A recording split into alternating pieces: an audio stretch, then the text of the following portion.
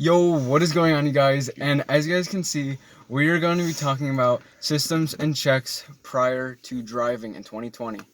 And in this video, we are going to be talking about comfort and control, visibility and protection, info and communication, and checking your vehicle before driving. First thing that we're going to be talking about is comfort and control.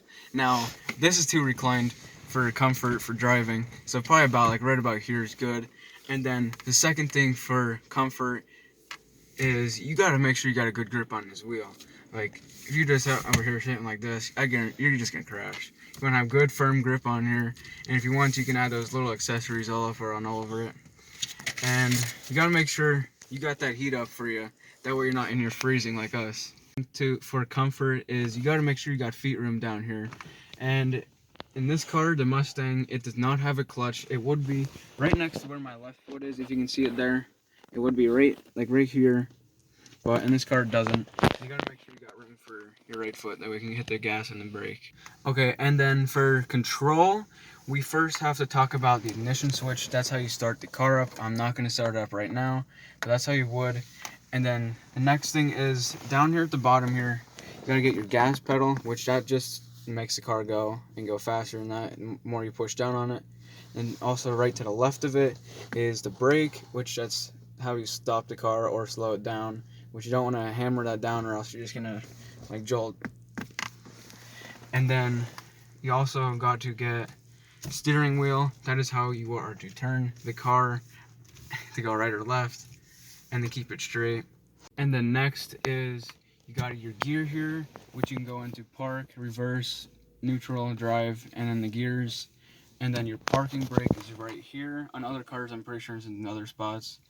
And then up here, we got our lights to put on the light. High beams, I wouldn't do it because I don't want to flash them, guys. And then your turn signal is this thing as well. And next is visibility and protection. Now, we got a couple things in here for protection. First, we got our seat belts, which we already should have on, but we don't yet. Got that on now. Next is the airbag, which that is if you were to get in a crash, it's gonna go boom. Make sure your head doesn't smash off of it. Then next we have the film that covers over the glass. That way you don't just fly out the car in that, and the glass doesn't like go everywhere all over you as well. And then the fourth thing is just the body of the car in general. It's pretty strong. And next is for visibility. Now we have the 3 mirrors, left, the middle to see in the back, and then the right mirror to see on the right side of the car. And then obviously we got to get these defrosters going up here because it's starting to fog up, as you can see right there. And then our next thing is the back window to look out of, which there is also the blind spots so you can't see as well, like just in general, where you can't see the windshields at. And then of course in the front of the car as well. And then our next thing is the anti-theft devices, just locking the doors. I'm pretty sure I locked all of them up. You have information and communication. First up, you have your speedometer, which that just tells you how fast you're going. Then you have your odometer, which tells you your RPMs. And then next you have your fuel gauge, which just tells you how much fuel you have left, which if you don't have much, don't leave because you're going to get stuck somewhere. And then you have your emergency flashers here, which when you press them, all 4 of your lights blink yellow, which if you're breaking down or something, you throw them on and pull off to the side of the road. So next you have your turn signals. That just tells the other drivers which way you're turning. And then your dashboard lights, that's just when it's dark out, you can see your speedometer, odometer, fuel gauge, and all that a little bit better. Alright, so next up you have your alternator. It's right in here. You can barely see it, but it's in there. Right there. That just generates your electrical energy to power all your electricals inside the car.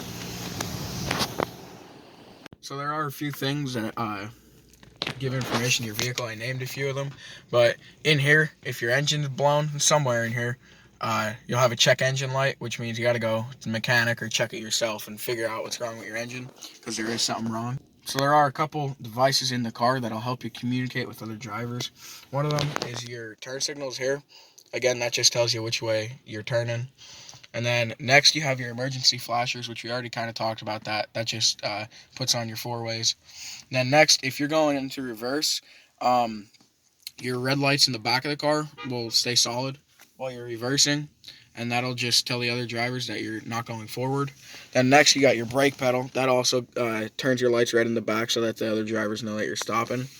And then next, if somebody's being an idiot on the road, you can honk your horn, and that'll tell them stop being an idiot. Alright, so before you get into your car to drive, you want to check a few things. First, you want to check if your tires are bald. If they're bald, you probably want to go get them changed. Next, you want to make sure that there's no fluids leaking out from under your car or nothing hanging off your car. And then next, you want to make sure that you have no snow or ice on top of your car, because that can be dangerous to other drivers and you if you break a windshield or something.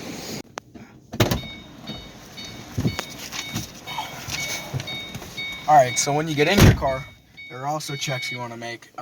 You want to make sure that your mirrors are all in the right position and that you can see well out of them. Next, you want to make sure that your doors are locked, so that way if you get into a crash, they're less likely to blow open and you spill out all over the road. Next, you want to make sure that your windows aren't fogged, because if your windows are fogged, you're not going to be able to see great. Now, the biggest thing you want to make sure you do before you drive is to grab your seatbelt and click that baby in, because if you don't and you get in an accident, you're going to be pretty much well screwed.